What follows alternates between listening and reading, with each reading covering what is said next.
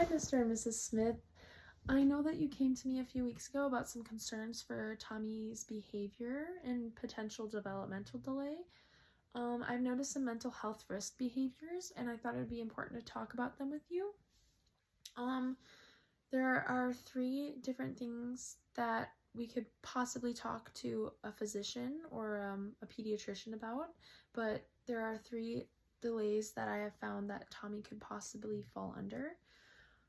I've recorded some of his behaviors. So some symptoms of ADHD that Tommy have exhibited: difficulty paying attention, being distracted, trouble following instructions. He does a lot of fidgeting, difficulty staying seated. He's been interrupting.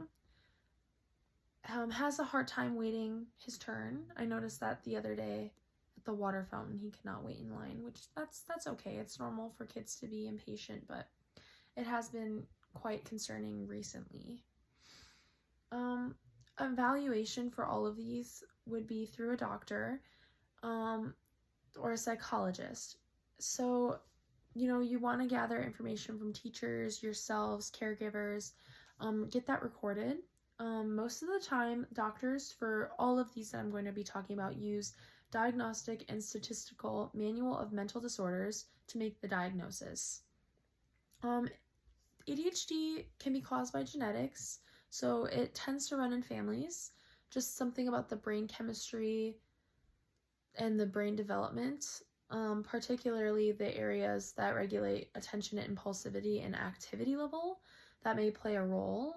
Sometimes even environmental factors like exposure to toxins, like lead during pregnancy at a young age or premature birth, low birth weight, prenatal exposure to nicotine or alcohol may increase the risk. So children with ADHD, like Tommy, possibly, we don't know if he has ADHD, but similarly to him, they struggle with coordination and may be prone to more accidents. So I noticed that Tommy did have a couple bruises, and I know that you both told me, him and you guys, that he did fall down a couple times, just not very paying attention. I noticed that he does get hurt on the playground. He has difficulty managing his emotions, and this can affect a child's social interactions and can interfere with academic learning, just like success with paying attention to classwork. So that is one thing that we could have a concern about with the pediatrician.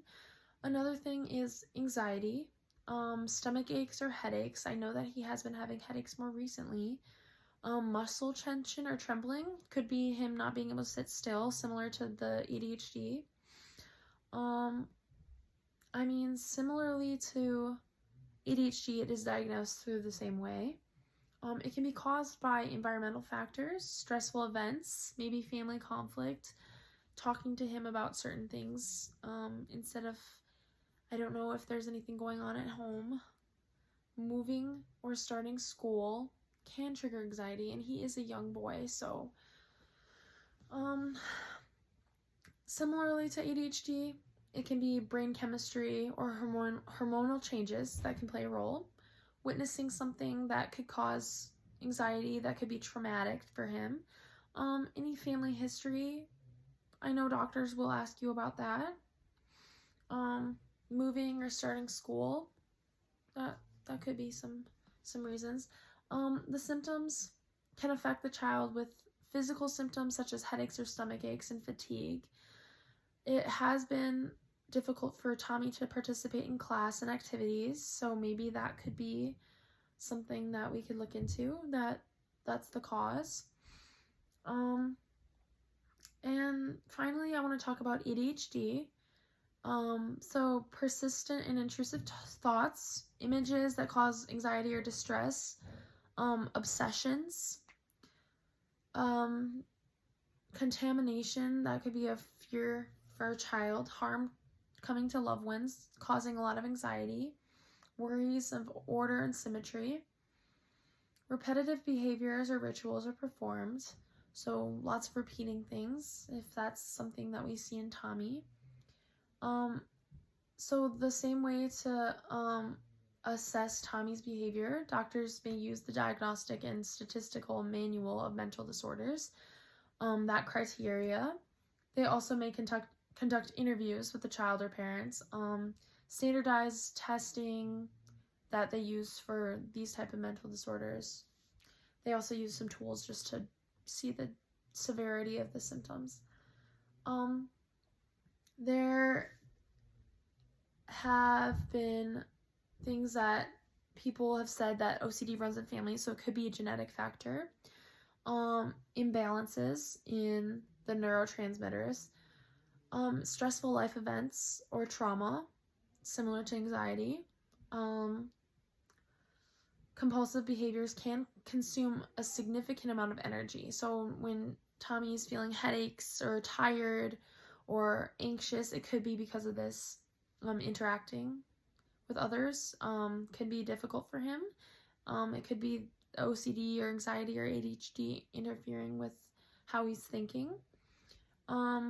He may feel like guilty or fear. It may cause trouble interactions with students. So it can affect academic performance as well. But Tommy is a bright student, and I know that he can go very far. Just wanted to know if you wanted to talk to your pediatrician about this. I have some great references that I can send your way. I think it's very important that we get these just checked out just to see if there's anything that we can make his life at school easier. Yep, thank you.